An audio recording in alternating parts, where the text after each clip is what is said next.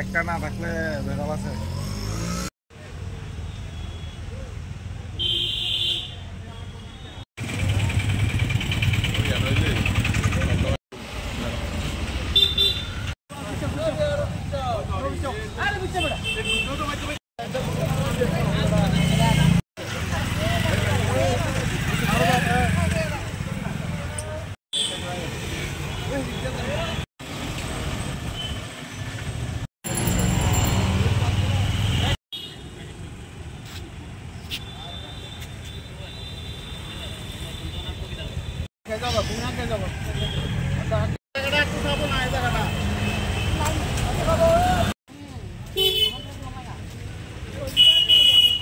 Vote চোর গদি চোর এই স্লোগানকে সামনে রেখে সারা ভারতবর্ষে সর্বভারতীয় কংগ্রেস কমিটির নির্দেশে সেখানে আন্দোলন চলছে।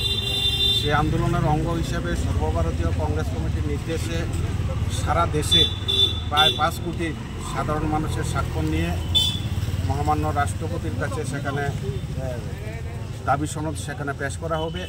সেই কারণে আজকে আমরা প্রদেশ কংগ্রেসের নির্দেশে গত 2 দিন আগে সেখানে আগরতলাতে আমাদের আনুষ্ঠানিকভাবে সেই ভোট চোর গদি চোরের স্লোগানকে সামনে রেখে স্বাক্ষর অভিযান সেখানে শুরু হয়েছে ত্রিপুরা রাজ্যে।